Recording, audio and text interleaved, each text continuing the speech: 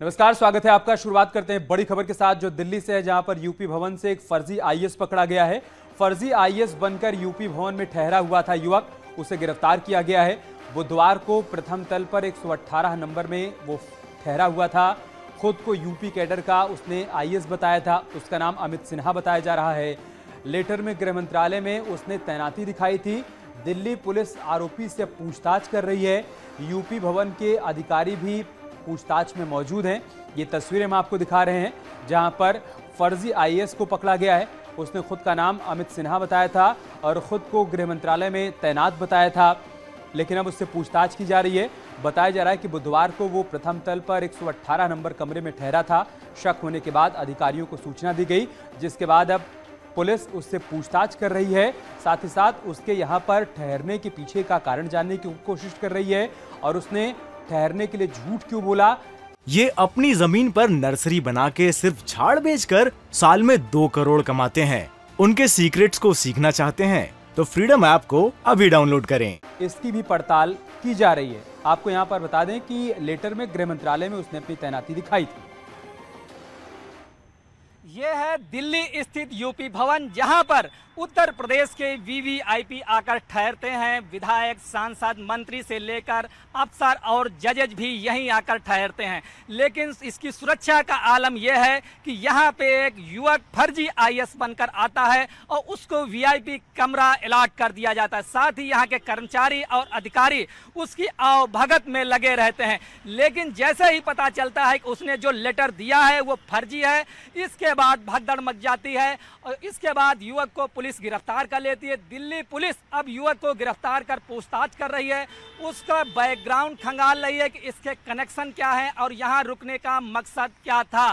Cameraman Manmohan के साथ Sandeep Pandey, news 18 Delhi. उधर गाजीपुर में मुख्तार अंसारी और उसके सांसद भाई अफजाल अंसारी के खिलाफ बड़ी कार्रवाई की गई है।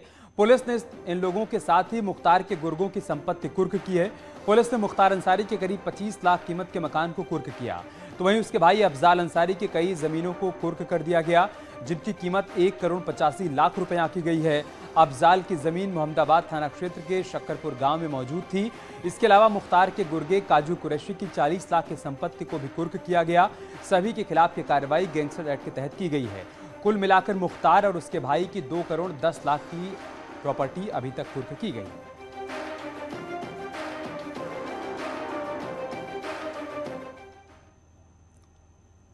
और एक बड़ी खबर प्रयागराज से, जहां पर गौ तस्कर पर बड़ा एक्शन हुआ है। एसपी से ब्लॉक प्रमुख के घर कुर्की की गई है। मोहम्मद मुजफ्फर की 11 करोड़ रुपए से अधिक की संपत्ति कुर्क की गई है। इससे पहले भी मुजफ्फर की 20 करोड़ की संपत्ति कुर्क की गई थी और अब एक बार फिर से प्रशासन का एक्शन देखने को मिला है। यहां समाजवादी पार्टी से ब्लॉक प्रमुख के घर पर कुर्की की कार्रवाई हुई है। मोहम्मद मुजफ्फर 11 करोड़ से अधिक की उसकी अवैध संपत्ति को कुर्क किया गया है। यहाँ आपको ये भी बता दें कि इससे पहले 20 करोड़ से अधिक की संपत्ति उसकी कुर्क की गई थी। गौ तस्कर पर बड़ा एक्शन प्रशासन की तरफ से लिया गया है। फिलहाल वो जेल में बंद है और दूसरी तरफ उसके द्वारा कमाई गई अवैध संपत्तियों पर प्रशासन का एक्शन देखने को मिल रहा है। इसी कड़ी में आज 11.5 करोड़ की संपत्ति कुर्क की गई।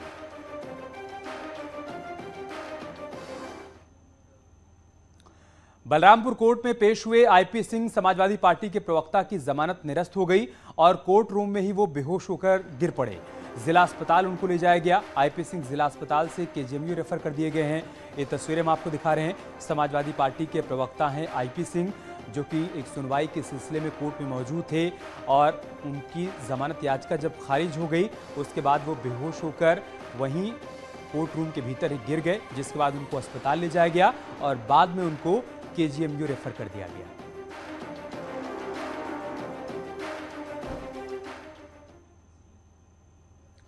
लखीमपुर खीरी में एक बड़ा हादसा टल गया। दरअसल नेशनल हाईवे 90 पर एक प्राइवेट बस पर पेड़ गिर गया।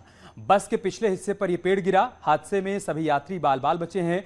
भारी बारिश के बाद जिले में कई पेड़ गिरने की खबरें सामने आई हैं। लखीमपुर से बिजुआ पलिया मार्ग पर जब यह बस जा रही थी, उसी दौरान पेड़ अचानक से टूटकर बस के पिछले हिस्से में गिरा। राहत की बात यह रही कि सभी यात्री सुरक्षित हैं, लेकिन इस हादसे के बाद इस रास्ते पर आवागमन काफी देर तक बाधित रहा।